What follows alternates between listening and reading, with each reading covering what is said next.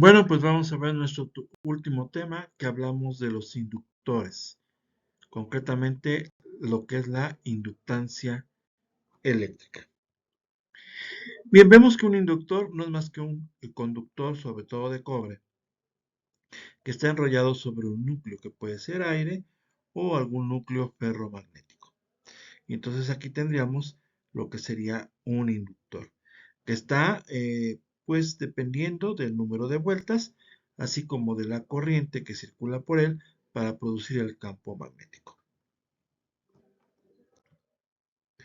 Aquí vemos que en esta fórmula tenemos la energía que almacena ese inductor, porque los inductores, al igual que los capacitores, almacenan una energía que depende de la inductancia, L, que está dada en henries, y en este caso la corriente que circula a través de esa bobina al cuadrado. Ahora vemos por otro lado que hay una fuerza contraelectromotriz.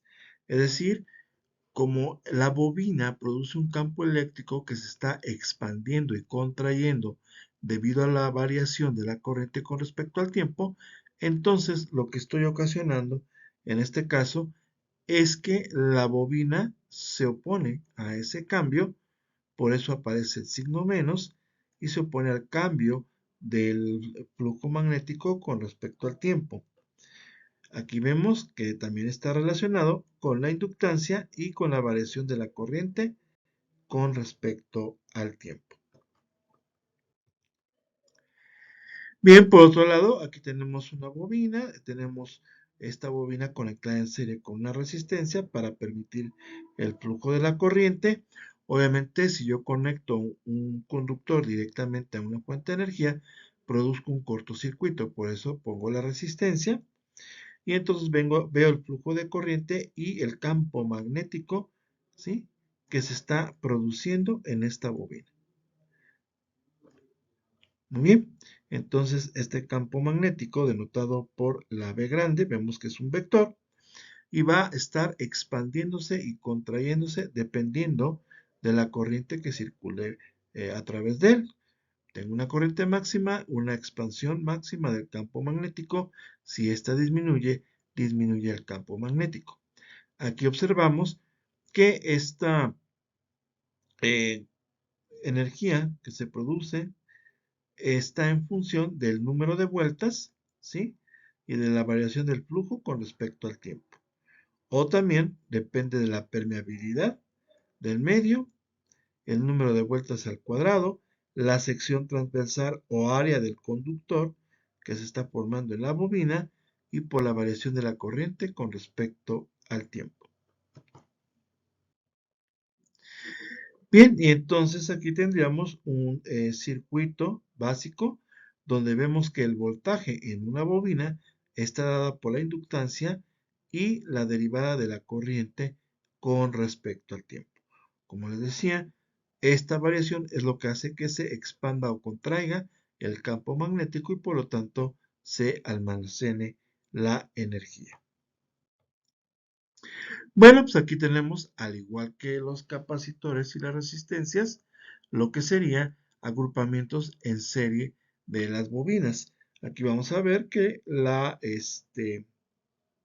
inductancia total pues va a ser la suma de cada una de estas inductancias.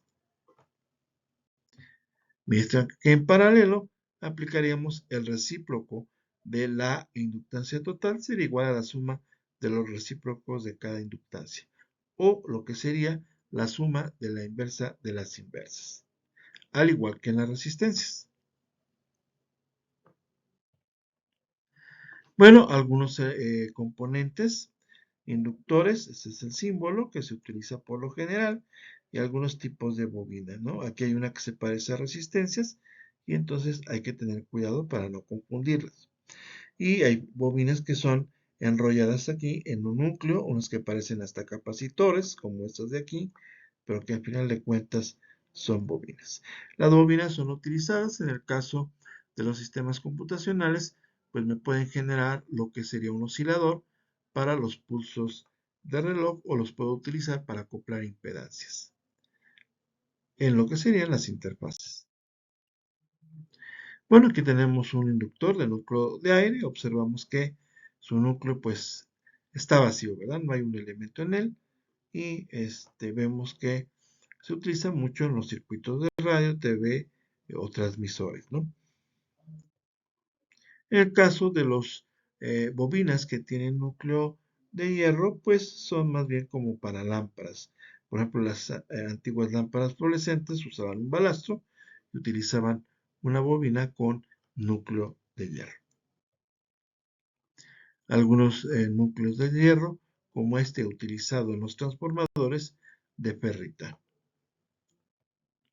Aquí tenemos una aplicación de los inductores que es para los transformadores. Aquí vemos, por ejemplo, en el caso de ustedes, su rectificador de computadora tiene un transformador en el cual en el primario entra la señal alterna y en el secundario sale esta misma señal pero más pequeña.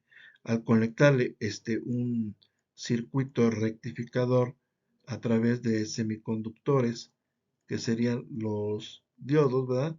Entonces ya puedo tener una señal que sería de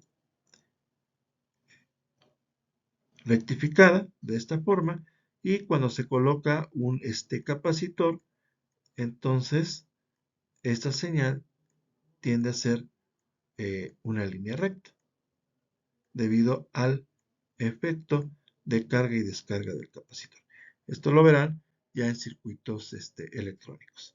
Pero es otra aplicación de las bobinas. Observen que el núcleo de hierro se magnetiza y este flujo magnético pasa a través del núcleo y luego induce el campo magnético en la bobina y sale el voltaje. Observen ustedes que en el primario tengo muchas vueltas y en el secundario pocas vueltas.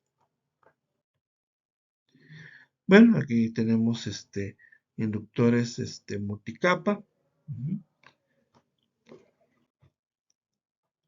Inductores de montaje en superficie, ¿sí? Esto lo podrán ver, por ejemplo, en algunas quizás interfaces o circuitos que ustedes puedan manejar para poder producir el efecto de los inductores, de almacenar energía, generar oscilaciones o acoplamientos de impedancia. Como ven, esto es lo que a grandes rasgos podríamos hablar de los inductores.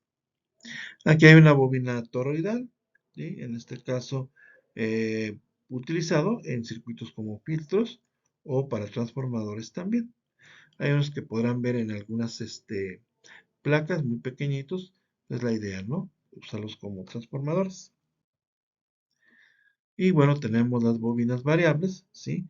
Que en este caso, pues, al poderlas cambiar la posición para diferentes números de vueltas, pues puedo utilizarlo como, por ejemplo, un transformador o quizás para un oscilador en especial. A grandes rasgos, esto es lo que serían las bobinas. Voy a enviarles la práctica referente a los circuitos equivalentes con inductores. Por su atención, muchas gracias.